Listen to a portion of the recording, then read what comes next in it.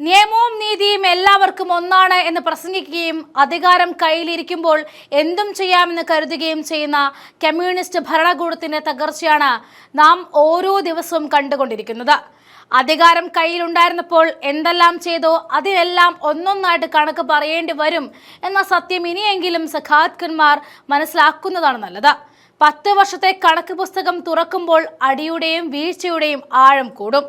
എല്ലാം ഒരൊറ്റ നൂലിൽ കെട്ടിയിറക്കാമെന്ന മോഹമൊന്നും ഇനി ഒരിക്കലും ഒരു CPM കാരനും വിചാരിക്കേണ്ട. ചോരയ്ക്ക് ചോര എന്ന നിലയ്ക്ക് തന്നെയാണ് കാര്യങ്ങളുടെ പോക്ക്. ഇൻഡിഗോ വിമാനത്തിൽ വെച്ച യൂത്ത് കോൺഗ്രസ് പ്രവർത്തകരെ EP ജയരാജനും മുൻ മുഖ്യമന്ത്രിയുടെ ഗൺമാന്മാരും ചേർന്ന് ക്രൂരമായി മർദ്ദിച്ചെന്ന പരാതിയിൽ ഇപ്പോൾ പ്രത്യേക അന്വേഷണ സംഘം, അതായത് SIT അന്വേഷണം പ്രഖ്യാപിച്ചിരിക്കുകയാണ് ആഭ്യന്തര വകുപ്പ് മന്ത്രിയായ രമേശ് ചെന്നിത്തല. ഈ വാർത്ത കേൾക്കുമ്പോൾ നെഞ്ചൊടിക്കുന്ന പലരും കാണും. കാരണം നവകേരള ബസ് യാത്രക്കിടെ നടത്തിയ ഗുണ്ടായുസത്തിനെതിരെയുള്ള അന്വേഷണം തകൃതിയായിട്ട് നടക്കുകയും കാഫിർ സ്ക്രീൻഷോട്ട് കേസിൽ പ്രതി അറസ്റ്റിലാവുകയും ചെയ്യുമ്പോൾ ഈ SIT രൂപീകരണത്തിലും ചില്ലറ പേടിയൊന്നും പേടിച്ചാൽ പോരാ. ജയരാജനെ കുറ്റവിമുക്തനാക്കിക്കൊണ്ട് പോലീസ് സമർപ്പിച്ച റിപ്പോർട്ട് കോടതി തള്ളിയ പശ്ചാത്തലത്തിൽ ഒരു അസിസ്റ്റന്റ് കമ്മീഷണറുടെ നേതൃത്വത്തിലുള്ള പ്രത്യേക അന്വേഷണ സംഘം ഈ കേസിൽ തുടർ അന്വേഷണം നടത്തുവാൻ പോവുകയാണ്. അധികാര സ്വാധീനം ഉപയോഗിച്ച സ്വന്തം നേതാക്കളെയും ഗുണ്ടകളെയും സംരക്ഷിക്കാൻ CPIM എത്രത്തോളം ശ്രമിച്ചു എന്നതിന്റെ തെളിവാണ് കോടതി തള്ളിക്കളഞ്ഞ ആ പഴയ പോലീസ് റിപ്പോർട്ട്. നിയമം എല്ലാവർക്കും ഒരുപോലെ ബാധകമാണ് എന്ന് പ്രസംഗിക്കുന്നവർ സ്വന്തം പാർട്ടിയിലെ പ്രമുഖർ പ്രതിക്കൂട്ടിൽ നിൽക്കുമ്പോൾ കേസ് ഒതുക്കി തീർക്കാൻ നടത്തിയ നാണംകെട്ട ഒത്തുകളിക്കാണിപ്പോൾ കോടതിയുടെ വഴി ഇപ്പോൾ തിരിച്ചടി കിട്ടിയിരിക്കുന്നത്. ഇന്നലെയായിരുന്നു Thiruvananthapuram judicial first class magistrate കോടതി കേസ് ഒഴിവാക്കി പോലീസ് നൽകിയ റിപ്പോർട്ട് തള്ളുകയും സംഭവം അന്വേഷിച്ച് റിപ്പോർട്ട് നൽകുവാനും ഉത്തരവിട്ടത്.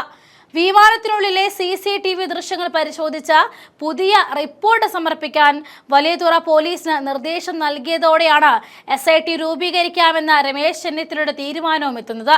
വർഷം 2022 സ്വർണ്ണക്കള്ളക്കടത്ത് കേസിലെ വെളിപ്പെടുത്തലുകളെ തുടർന്ന് മുഖ്യമന്ത്രി പിണറായി വിജയനെതിരെ സംസ്ഥാനത്തുടനീളം കരിങ്കോടി പ്രതിഷേധം കൊടുമ്പിരി കൊണ്ടിരിക്കുന്ന സമയമായിരുന്നു.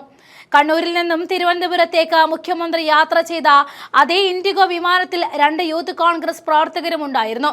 വിമാനം തിരുവനന്തപുരത്ത് ലാൻഡ് ചെയ്ത ഉടനെ തന്നെ ഈ പ്രവർത്തകർ വിമാനത്തിനകത്ത് വെച്ച് പിണറായി വിജയനെതിരെ മുദ്രാവാക്യം വിളിച്ചു. ജനാധിപത്യപരമായ ഒരു പ്രതിഷേധം മാത്രമായിരുന്നു അത്. എന്നാൽ തൊട്ടടുത്ത സീറ്റിലിരുന്ന അന്നത്തെ LDF കൺവീനറും CPIM നേതാവുമായിരുന്ന EP ജയരാജൻ പ്രകോപിതനായി എഴുന്നേറ്റ ഈ യുവാക്കളെ ക്രൂരമായി തള്ളിമാറ്റുകയും മർദ്ദിക്കുകയുമായിരുന്നു. മുൻ മുഖ്യമന്ത്രിയുടെ ഗൺമാന്മാരും ഇവർക്കെതിരെ തിരിഞ്ഞു. അന്ന് മുഖ്യമന്ത്രി വധിക്കാൻ ശ്രമിച്ചു എന്ന് ആരോപിച്ച ഈ യുവാക്കൾക്കെതിരെ പോലീസ് വധശ്രമത്തിനാണ് കേസെടുത്തത്. എന്നാൽ വിമാനത്തിനുള്ളിൽ വെച്ച് തങ്ങളെ മർദ്ദിച്ച EP ജയരാജനെതിരെ കേസെടുക്കാൻ പിണറായിയുടെ പോലീസ് തയ്യാറായില്ല താനും. ഒടുവിൽ കോടതി ഇടപെട്ടായിരുന്നു ജയരാജനെതിരെ കേസെടുപ്പിച്ചത്. എന്നാൽ സ്വന്തം നേതാവിനെ സംരക്ഷിക്കാൻ വേണ്ടി ജയരാജന് ഈ സംഭവത്തിൽ യാതൊരു പങ്കുമില്ല എന്ന് കാണിച്ച പോലീസ് കോടതിയിൽ ഒരു അട്ടിമറി റിപ്പോർട്ട് നൽകി. ആ റിപ്പോർട്ടാണ് ഇപ്പോൾ കോടതി തള്ളിക്കളഞ്ഞിരിക്കുന്നത്. അന്ന് ആകാശത്ത് നടന്ന ആ ഗുണ്ടായുസത്തിന് മറ്റൊരു തെളിവ് കൂടി ഉണ്ടായിരുന്നു.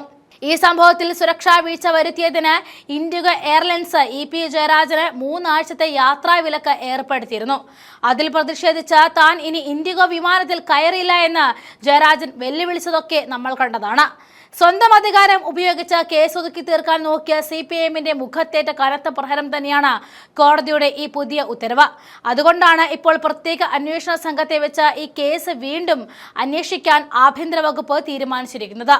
നിയമത്തിന് മുന്നിൽ നിന്നും സ്വന്തം നേതാക്കളെ രക്ഷിക്കാൻ വേണ്ടി പാർട്ടി ഇനി എത്ര പെടാപ്പാട് പെട്ടാലും രക്ഷയില്ല എന്ന് തന്നെയാണ് ഇതിൽ നിന്നും മനസ്സിലാകുന്നത്.